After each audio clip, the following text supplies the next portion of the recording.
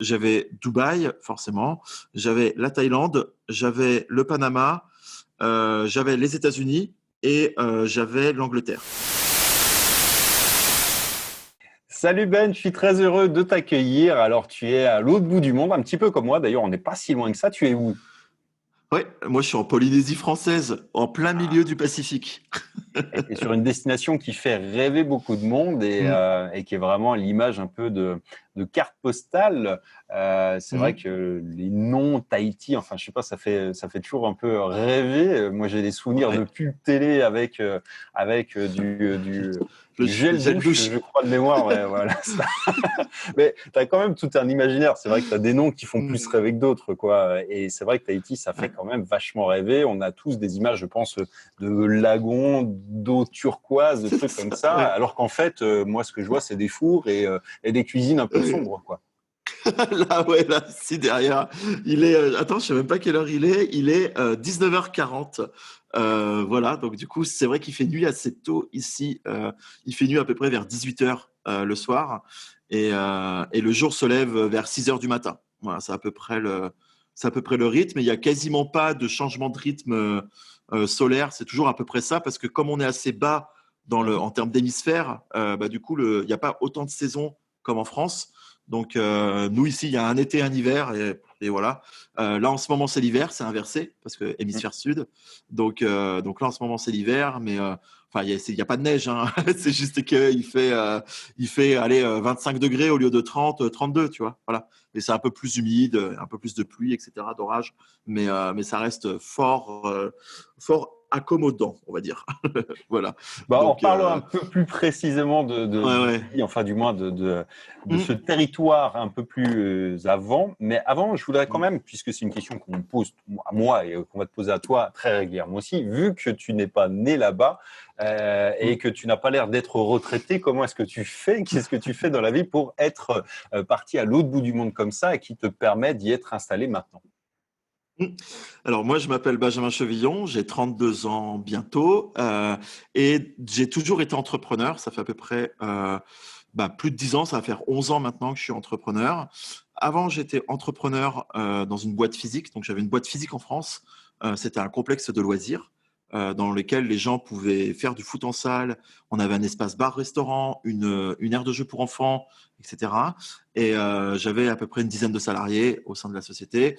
Et si tu veux, en 2000, il faut que je reprenne, en 2016, quand on a été un peu stoppé dans notre élan pour se développer, la boîte marchait, ça faisait plusieurs années qu'elle était là, donc tu pourrais te dire, on respecte tous les critères bancaires. Bah non, on a été stoppé dans notre expansion, et c'est là où je me suis dit, il faut que je fasse autre chose. Il faut que je fasse autre chose parce que bah, ça fait quand même plusieurs années qu'on trim. C'est des rythmes de travail qui sont très, très intenses dans le domaine des loisirs. On travaille quand les gens ne travaillent pas, donc du coup, soirée, week-end. Euh, et quand même, la journée, on travaille parce que bah, il faut faut faire la comptabilité, l'administratif, la com, etc. Enfin, le commercial. Donc, du coup, c'était des rythmes très, très compliqués. En fait, quand tu es jeune, ça va, tu t'en rends pas spécialement compte, mais plus les années passent, plus tu es quand même sur les rotules, tu rentres le soir, tu es de plus en plus crevé. Donc, voilà, à un moment donné, il y a eu un peu cette introspection qui s'est faite, et je me suis dit, faut que je passe à autre chose. Et ça tombait un peu bien parce que depuis 4 ans, je m'occupais en fait de la communication digitale de la boîte, et je m'étais un petit peu fait les armes sur Facebook Ads, sur Google Ads. Donc j'ai connu les Mhm. tout débuts de Facebook Ads. Je crois que c'était aux alentours de 2013 ou 2014 en France où Facebook Ads a débarqué. Et je me souviens, les premières publications, elles coûtaient 10 euros, tu touchais 10 000, tu touchais 200 000 personnes. Enfin, tu vois, c'était un truc de ouf. Et, et si tu veux, bah, moi, ça m'a plu. Je me suis pris au jeu de ça. Et j'ai réussi à monter une page fan, enfin une page j'aime, locale à 8 000 personnes, 8 000 fans qui nous suivaient sur les réseaux sociaux. Pour juste situer, Arras, c'est 42 000 habitants. Parce que moi, le complexe était donc à Arras, au sud de l'île, et c'est 40 000 habitants. Donc tu te dis d'avoir une page fan de 8 000 personnes, c'est quand même pas mal. Donc, Donc moi, voilà, je faisais de la pub sur Google Ads et de la pub sur Facebook Ads. Et du coup, je me suis vraiment pris au jeu. Et donc, en 2016, je me suis un peu désolidarisé de la boîte pour prendre plus de temps pour une agence digitale ou pour mes projets de e-commerce, etc. Donc, du coup, moi, j'ai commencé la prestat de service en 2016 avec les entreprises locales Mhm. d'Arras. Donc, j'ai commencé sur Google Ads. Je ne suis pas allé chez Facebook parce que en 2016, on commençait déjà à avoir les premiers problèmes sur Facebook Ads, etc. Donc, moi, j'aime bien la stabilité, j'aime bien la logique. Voilà, enfin, je suis dans la marmite entreprise physique. Donc, du coup, on est souvent sur notre calculatrice, sur les dashboards, etc. Donc, moi, il me fallait de la stabilité. Donc, c'est pour ça que je suis allé du côté de Google Ads pour faire de la prestation, en fait, auprès de Google Ads. Et donc, du coup, au fil des années, je me suis amélioré sur la plateforme. Et surtout, moi, en fait, si tu veux, le déclic qu'il y a eu, c'est que je faisais payer avant 290 € par mois par entreprise, peu importe le budget qu'elle dépensait sur Google. Donc, moi, c'était pour moi, pour me faire connaître, pour accroître plus de compétences. Et si tu veux, en 2 ou 3 mois, j'ai eu 10 clients. Et déjà, en 2 ou 3 mois, j'ai gagné plus que ce que je gagnais avec la boîte en 10 ans. Tu vois. Donc là, ça a été le déclic. Là, ça a été le déclic. Je me suis dit, vas-y, on continue. Et donc, bah, je me suis formé, moi, de mon côté, encore plus. Je me suis certifié. Donc, du coup, je suis Google Ads, certifié Google Ads. Et maintenant, membre du programme Google Partner, c'est les agences partenaires de Google. Et donc, bah, voilà, au fil des années, je me suis amélioré. J'ai eu mes premiers contrats e-commerce en 2019. Donc, tu vois, c'était il n'y a pas si longtemps que ça, au final.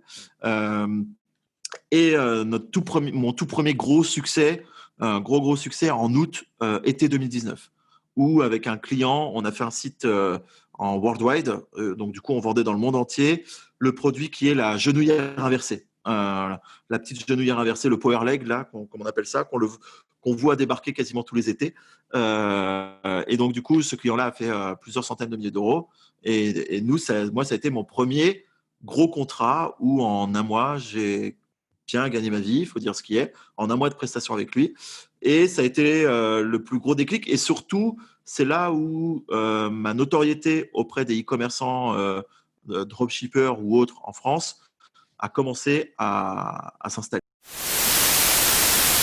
Salut, c'est Seb, j'espère que tu as aimé ce petit extrait. Si tu veux découvrir la suite de cette discussion, de cette histoire, eh bien, je t'invite à te rendre dans la description de cette vidéo pour accéder à un lien qui te permettra de découvrir ce témoignage et pas seulement celui-ci, puisque j'ai décidé pour l'occasion de faire appel à tout un tas d'expatriés, d'entrepreneurs nomades, de digital nomades pour raconter leur parcours, leurs histoires, puisque trop souvent on me dit oui mais toi t'es parti, c'est mais moi je suis pas comme toi, moi j'ai peut-être une femme, des enfants, une famille, bref que sais-je, et justement l'objectif c'était de te montrer que c'est possible aussi pour toi, c'est possible quand on est une jeune femme, c'est possible quand on est une moins jeune femme, c'est possible quand on est en couple, c'est possible de le faire avec des enfants, c'est possible de choisir finalement aujourd'hui cette vie de liberté, et pour en fait en avoir bien un meilleur aperçu, j'ai proposé, j'ai demandé à quelques amis qui sont aux quatre coins du monde de venir me raconter leurs témoignages. Il y a des gens qui sont partis en étant étudiants, qui ont utilisé un visa très spécifique. Il y a des gens qui sont partis et qui sont salariés